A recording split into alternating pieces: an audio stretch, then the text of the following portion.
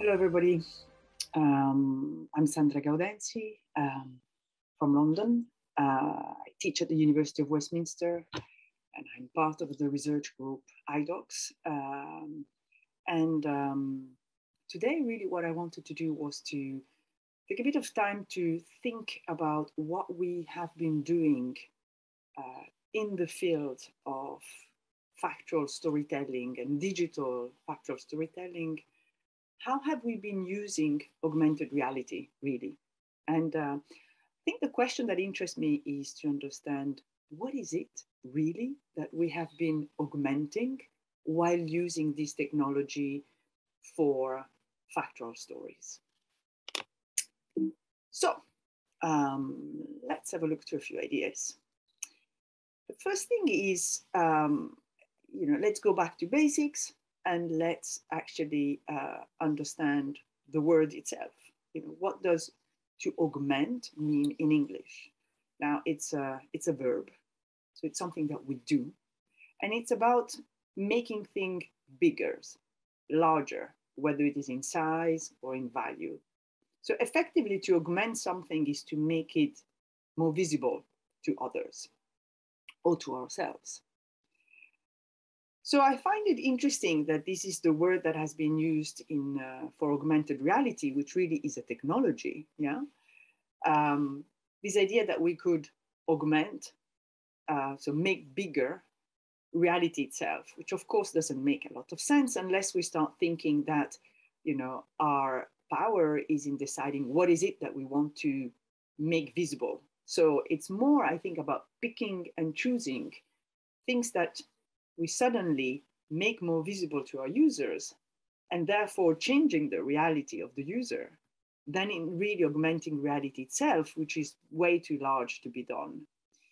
But if you go and check, again, those are the definitions from the Oxford Dictionary. So, sort of a non-technological source, but still, a source about English language.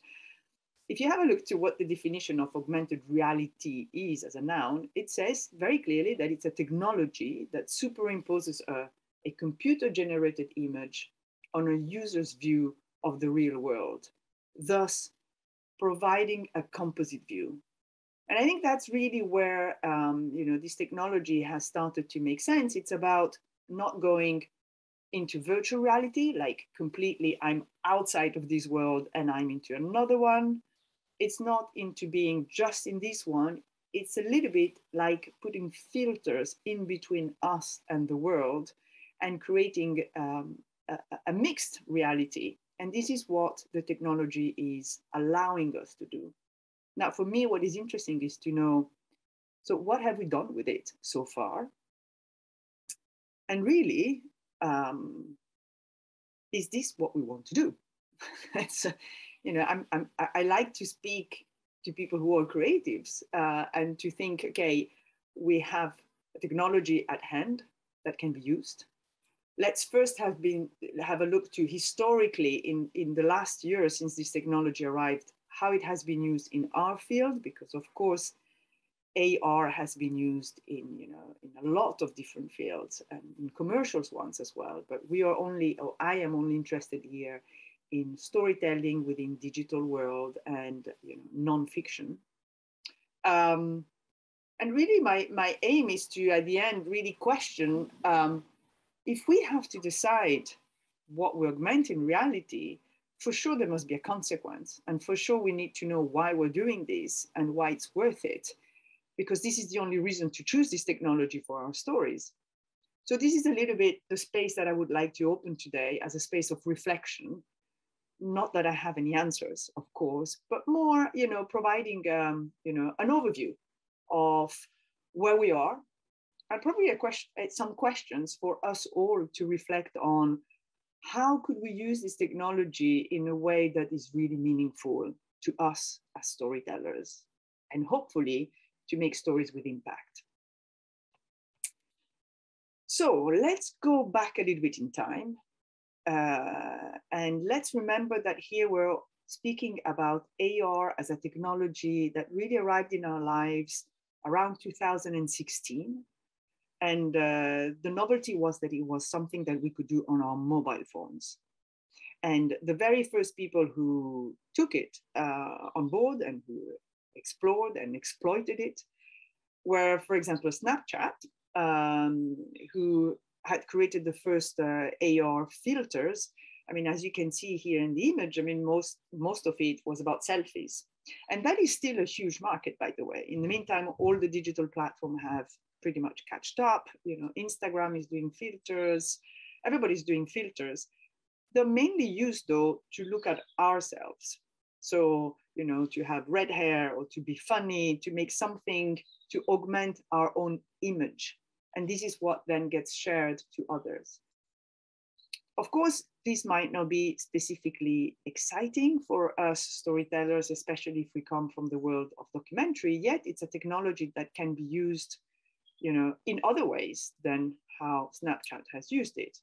For example, IKEA, still in 2006, you know, used the same technology, but flipped the camera as opposed to look towards yourself. The selfie has used the camera that is looking towards the world, which is much more the approach that we would have probably as documentary makers, but has used it for complete commercial reasons, which is, you know, imagine that, you know, in your house. So this is my house. Now I'm going to augment it by putting a sofa, which is the IKEA sofa or chair that I want to buy. And this will allow me to see how it will look within my real space. So we can understand why those apps used like this have a commercial sense. I think our problem today is to understand how we move from commercial realm to storytelling realm, pretty much. And what I wanted to remind you is that the very first time, at least I have seen something that really created a sort of wow effect on me was in 2016. So you can see all those things are coming out in the same year. The technology arrives on our phone and bang, there's a sort of creative and commercial flow. And Pokemon Go, that you probably remember, allows us to go around the city with our mobile phone and to effectively have little Pokemon animals superposed to our reality, which is the city.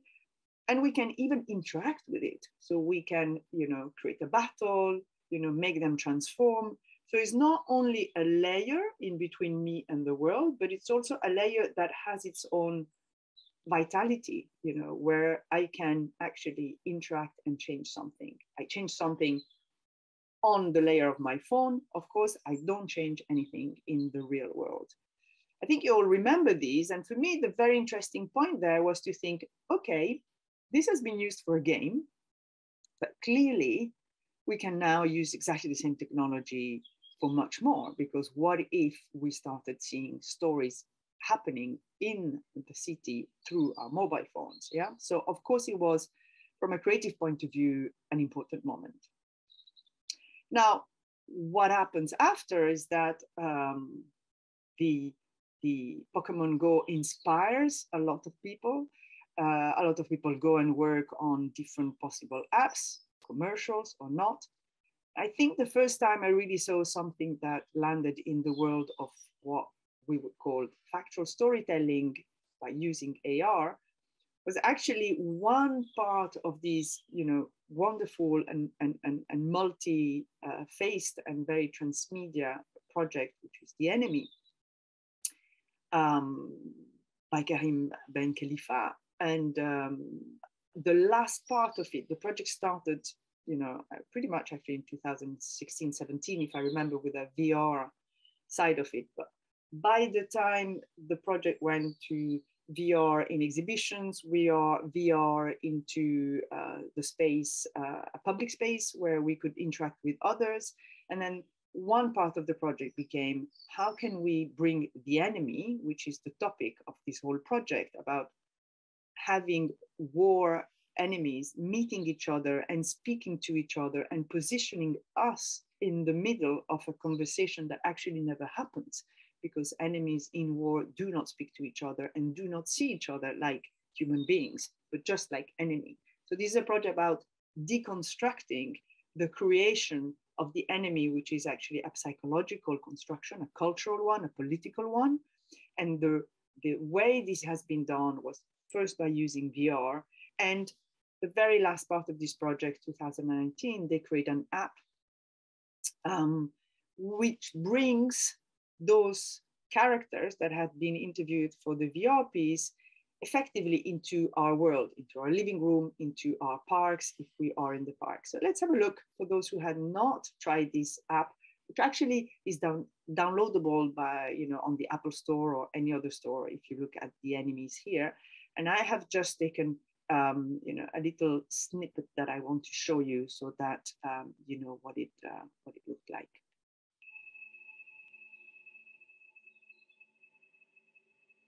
The enemy. Who is he? And why is he the enemy? And above all, where is he? The enemy, the other, is that unpredictable, irrational, and brutal being. He's always invisible, but he's always there, somewhere. You are now surrounded by the 6 fighters I met.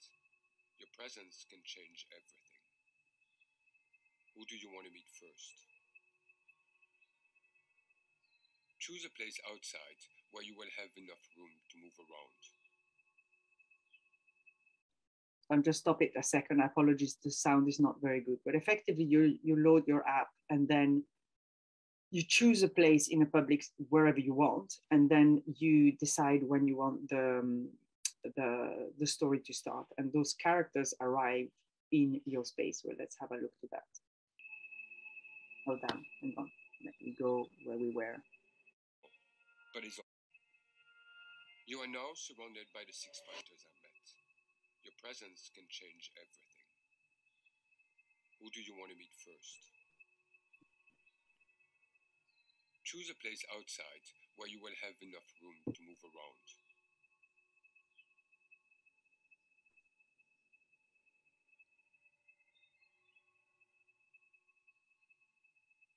Amilcar Vladimir's enemy is behind you. Koki, have you ever killed your enemy? You can actually ask questions to those characters that you see on your phone, and they are superimposed to your own background. The enemy is a new form of journalism. These combatants are here to speak with you.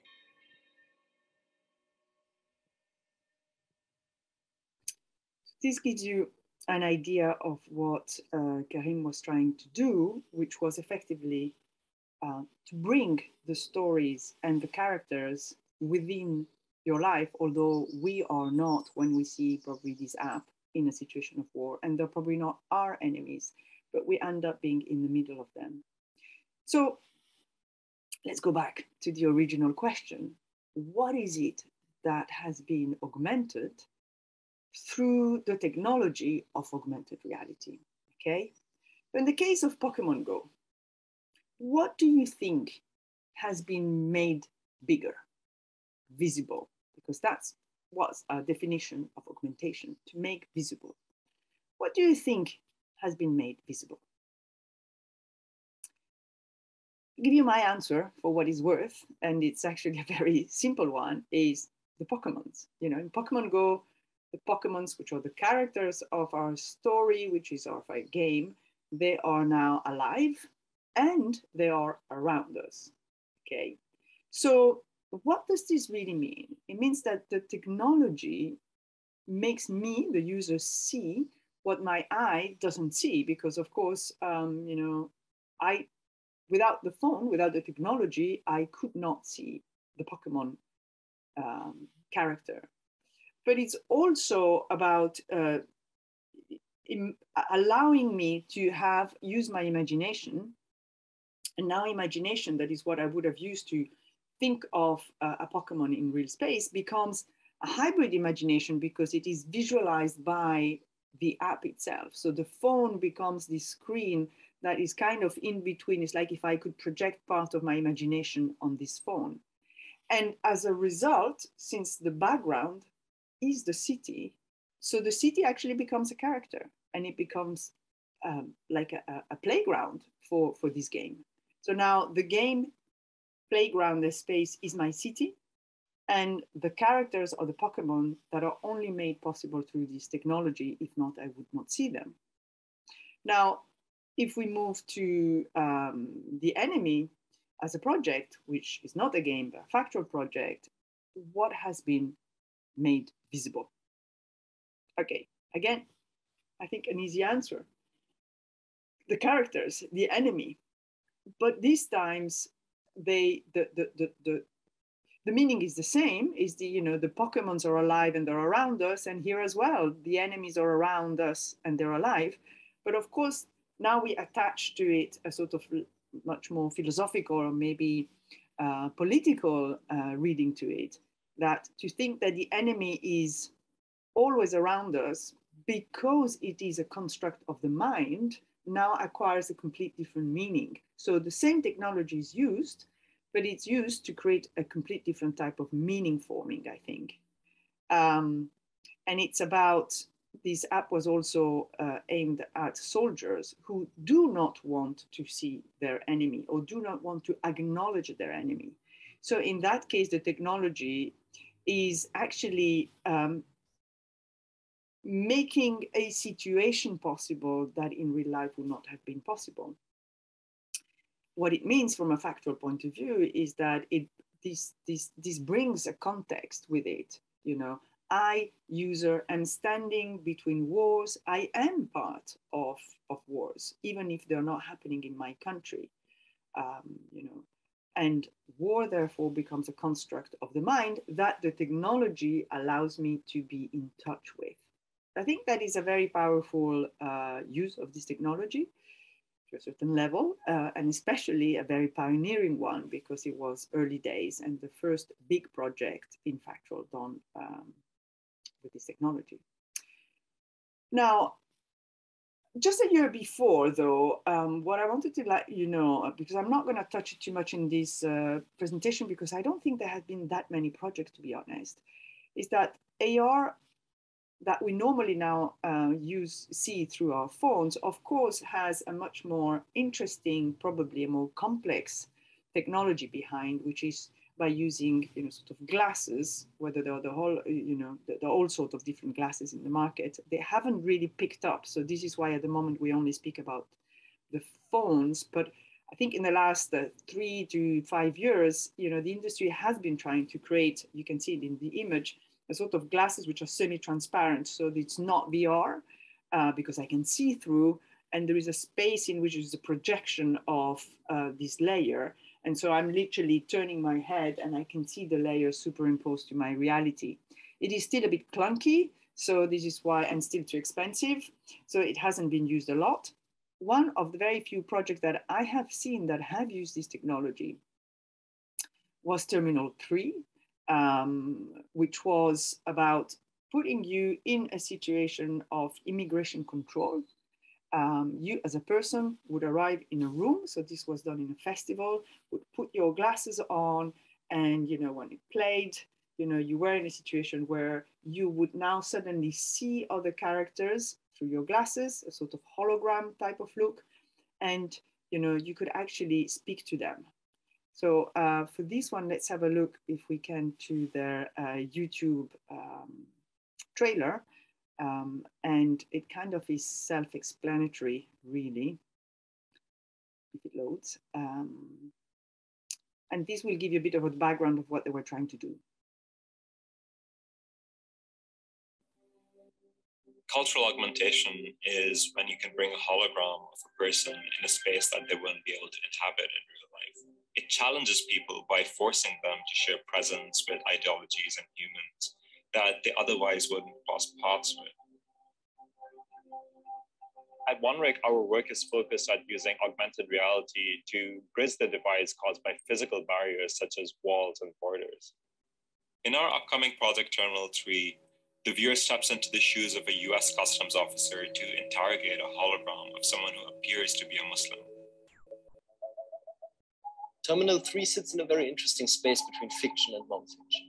All these holograms are very real people, very real stories that we're trying to tell in this context of a surreal interrogation. In an uncanny way, these holograms do have a presence. We capture these interviews as 3D volumetric holograms that then the viewer can experience using the Microsoft HoloLens. We use DepthKit as our capture technology to allow us to shoot volumetric video using a DSLR calibrated to a depth sensor. The most fascinating part of the project is that the viewer can actually use their own voice to ask holograms questions with answers that are pre-recorded. Each hologram's story is told using a complex branching narrative that the viewer can navigate through.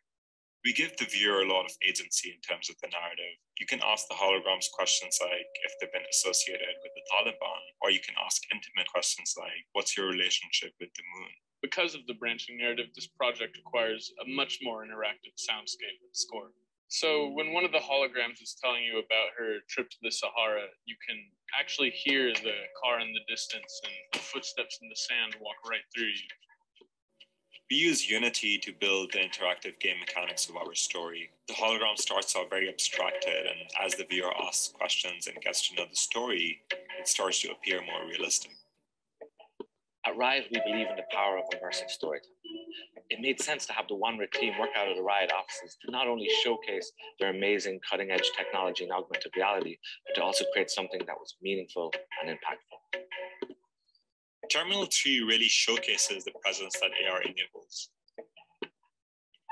By the end of the experience, you will have shared moments of great personal intimacy with hologram.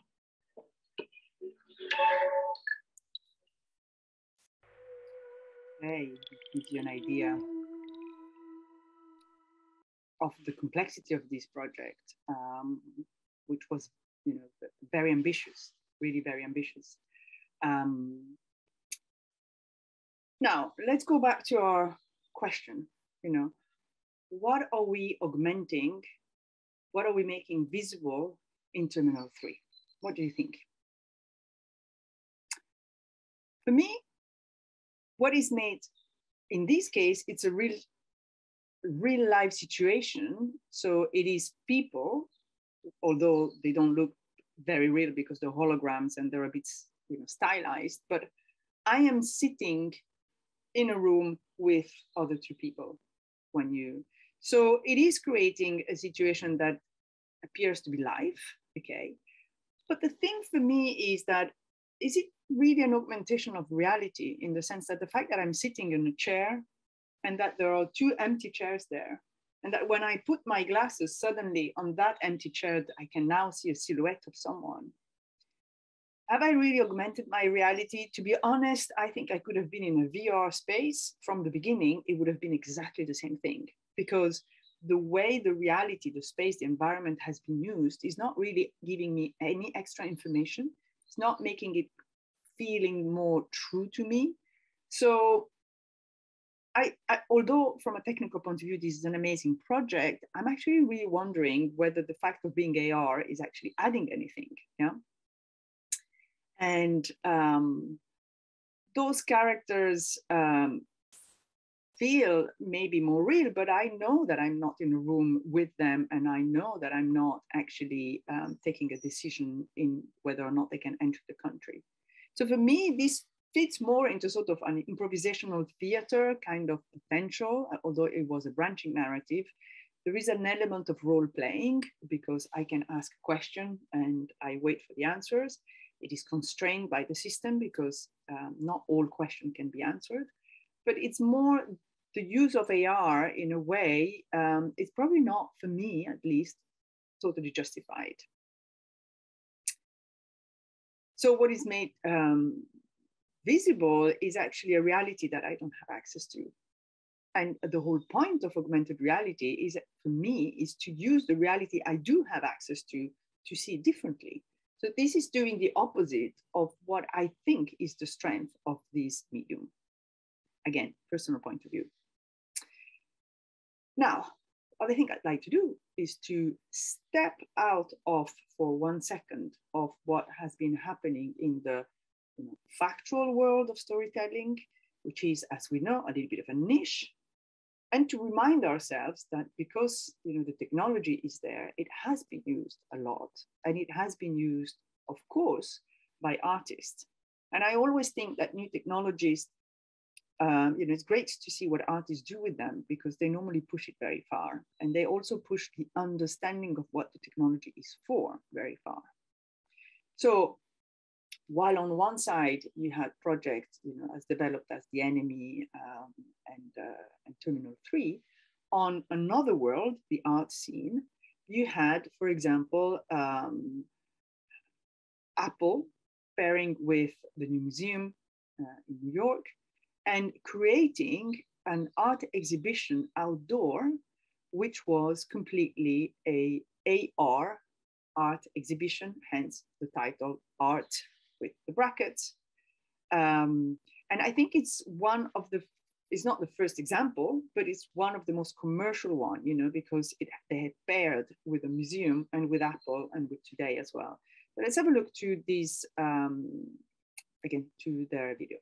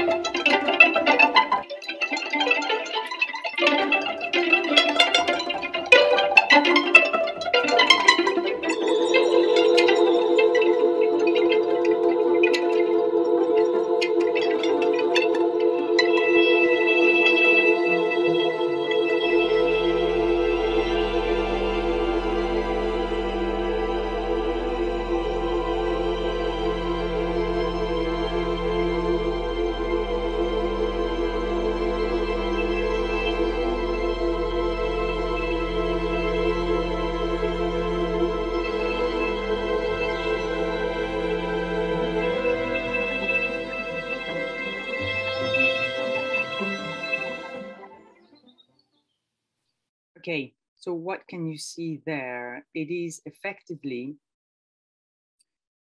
the fact that, I can't remember if there were 8 or 9 artists were commissioned to create art that will not sit in a museum, that will use the background of the city.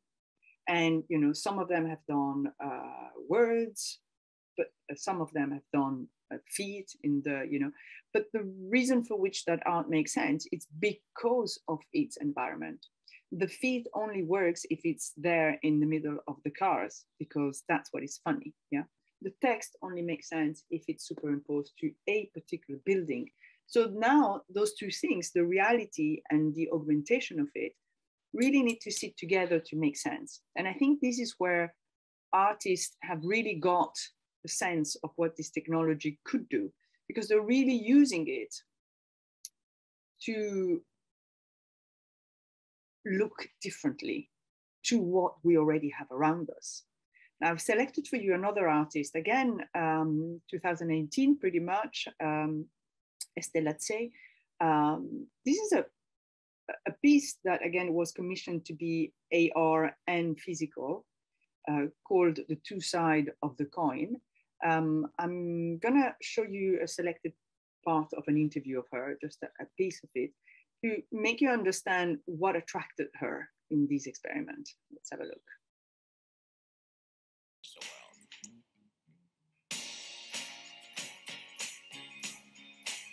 I still do things by hand traditionally, so I'll sketch things out. I bring it into Photoshop. I continue to add the colors. From there, I can paint my three-dimensional space. For the Festival of the Impossible, I created a piece called Two Sides of the Same Coin. I wanted to create a piece where half of the piece exists in real life and half of the piece exists in augmented reality. I created a space where it was very much so bland and invisible, because sometimes that's how you view people. But if you spent the time to take the iPad to investigate the space, you might see this colorful, robust, vibrant personality that you didn't know was there. On the Chinese aspect, the phoenix represents fertility and integrity and family. What if this is the phoenix rising? What if I could pick something that I viewed as negative or very overbearing and convert that into something that's liberating? Okay, the interview is longer. You can have a look on the internet if you want. Oops. the world. Next. Okay. Why do I find those two projects, although they're not factual, interesting? Is about bringing it back to the reason for which this technology has been used and what has been augmented. So, a little bit in the same way in which the Pokemon logic of, Pokemons are around us, well, the technology has been used to say art is all around us. Okay. But again, because the context of the story is different, it sits within a long time dilemma about where should art be? Who does it belong to? So now suddenly this statement, art is all around us, really means something different. And it means it's a position. It means art belongs to public space, not to museums. It means we can play with art. And it also means I can look at the world as an art scene, as a space that is artistic. So I think, it actually really changes the way we might look at the world around us and our understanding of what art might be. What is interesting for me in the project that we have just seen, though, is this idea also of not only using AR to add a layer to our reality, but to a certain level to complement, to extend, to expand our perception as human beings. Because I think this is what sort of the artist Estelle is doing during the project that you have just seen, because we have a physical reality, which is just a half of a face. And this is the world as we see it.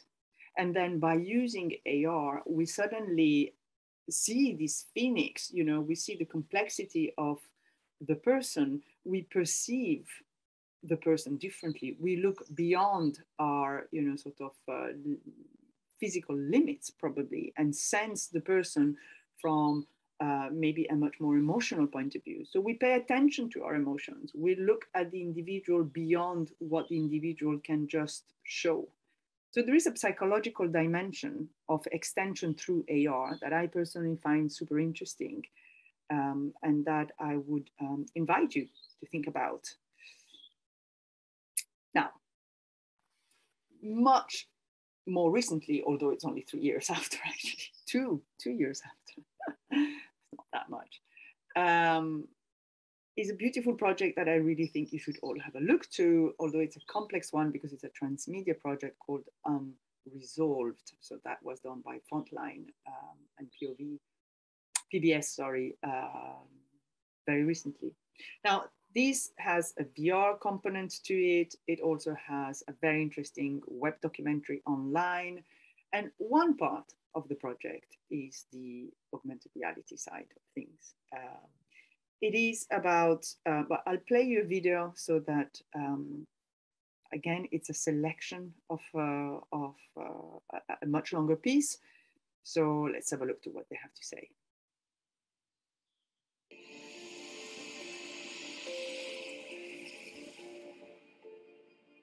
Hi, my name is Sandra Gaudenzi, and I'm the creative director of Auto Pictures. We're a media studio focusing mostly on interactive and immersive media and animation. The web interactive is designed to be a quilted forest, and the user acts as a source of light when they're traveling through. So it starts out kind of dark and lifeless, and the more you interact and the more you learn of the story of the individual, you bring light to their chapter, and it acts as a memorial in a way. The augmented reality installation is a standing living quilt, and then individuals can literally walk around it. They're invited to say the name of the people on the list whose names are engraved on each individual panel, which has a quilt inside of it. Go closer to the names and find one that pulls you in. Say it. Learn about this person and what happened in the case.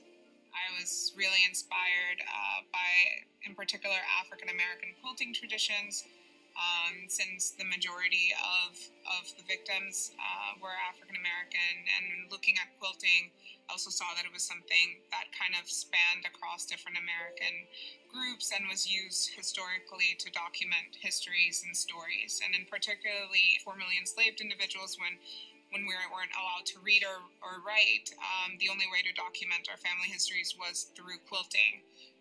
In a similar way, I thought there was a sort of parallel with how these victims of these racially motivated murders haven't been allowed to kind of document their stories or fully live out their lives. The installation uses light components in it, and the user is able to activate certain names to enter their story and bring it to light.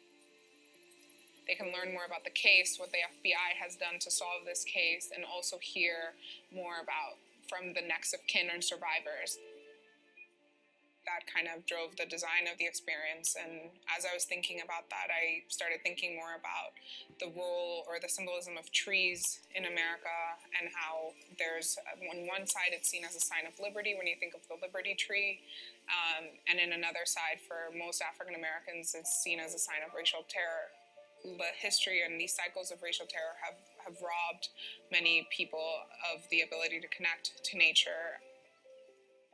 We had to design something that was COVID safe, which basically meant that I had to come up with something that could work indoors, outdoors, in all kinds of weather. I knew I wanted something that was ethereal and delicate, really kind of heighten and bring these names to light and center them. But also have it be durable and strong in a way that it could withstand being outside. And it's not just about this Black person who was murdered. It's about this Black person who lived. And I wanted to focus kind of on that we exist, we live, we're humans, and live full lives. And focusing on that aspect instead of just kind of fetishizing or putting out there the trauma and torture and the ways that we're murdered or killed, because I think it's become too normalized in a way. You have reached the end, but it is only the beginning. So again, a very important project, which is much more than an AR project. What is interesting in this specific use of AR on this project is that it is not the reality that is being augmented, but the installation that is being augmented. You have seen those screens with all the names of all those people who have been forgotten, didn't receive justice, and effectively you can either scan the QR code and augment just with sound, but also you can speak their names, so make them alive again, call them, this is your, a moment which is in a way quite emotional. You have to call them to know more about them, and in order to see the content. Let's move on. So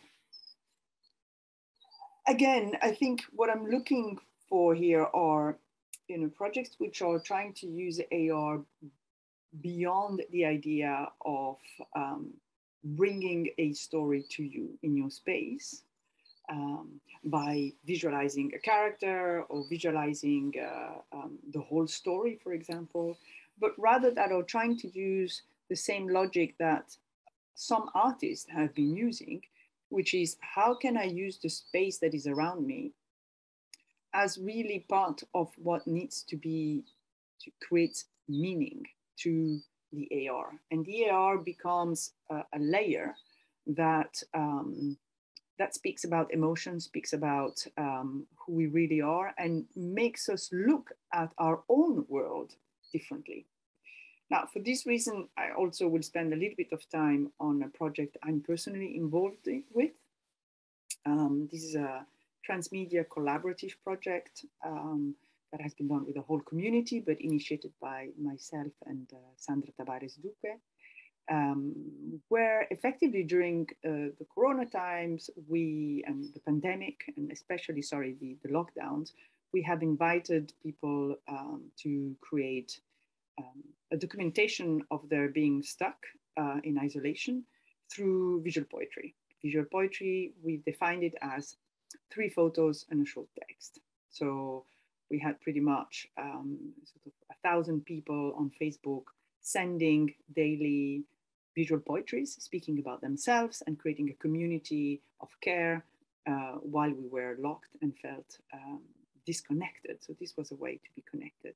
Now, we think that as a project, we're trying to learn from our experience during the Corona time and see it much more as a good example of how we adapt to change and how we go through emotional roller coasters and how, in a way, we can we fight our emotion and our fear, while in a way they are exactly what allows us to live the moment, accept the moment, and therefore move on.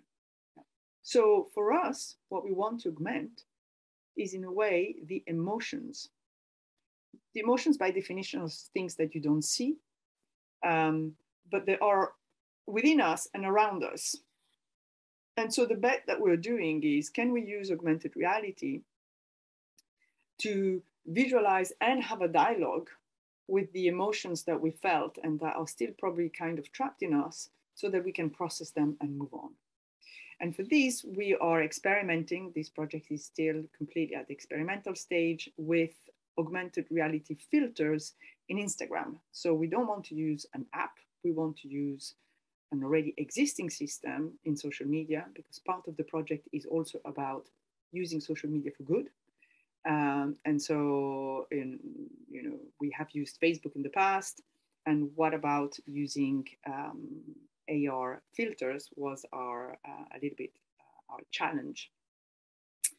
And what I'm going to show you is just a very rough prototype at the moment of what an Instagram filter might look like. So again, what are we trying to augment here? We're trying to augment, we're trying to augment a emotion. Let's have a look.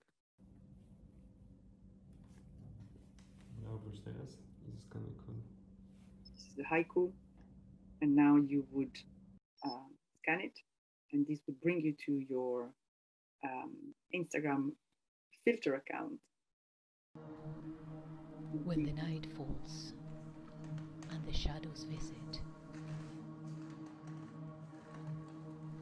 the wise soul knows the game is on.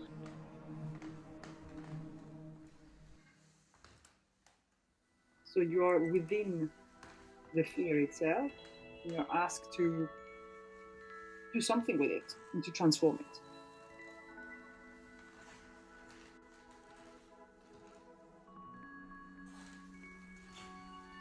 And then eventually to share an Insta haiku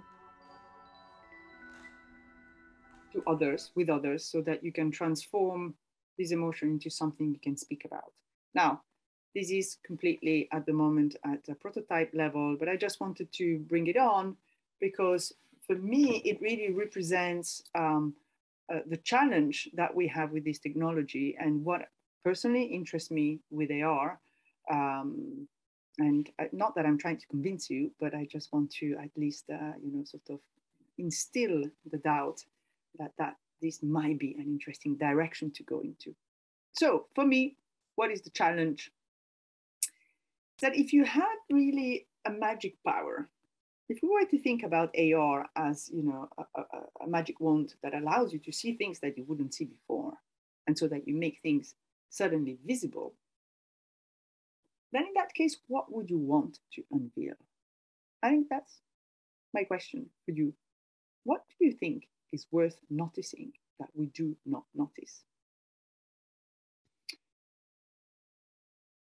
And if you think about it as a magic power, I really think that, at least for me or for people who come from a factual background and documentary or journalistic or social background, that this is a magic that matters.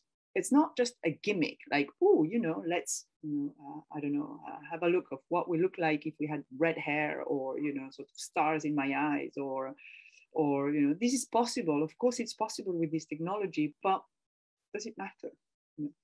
How can I actually make people more aware of their environment and of who they are is, for me as a person, something that I find very interesting.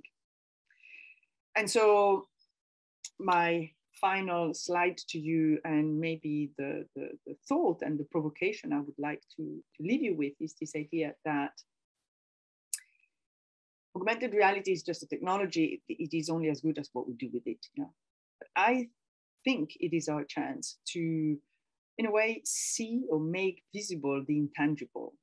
By definition, those could be emotions, could be preconceived ideas, could be oral history, could be memories, could be all those things that allow us to be more aware, not in general, more aware right now where we are, and therefore allow us also to connect to our reality, our environment, the people around us differently.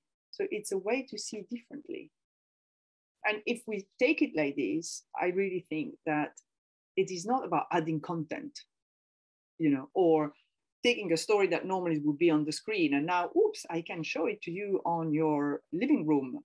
I mean, that is like using the screen as just a distribution platform.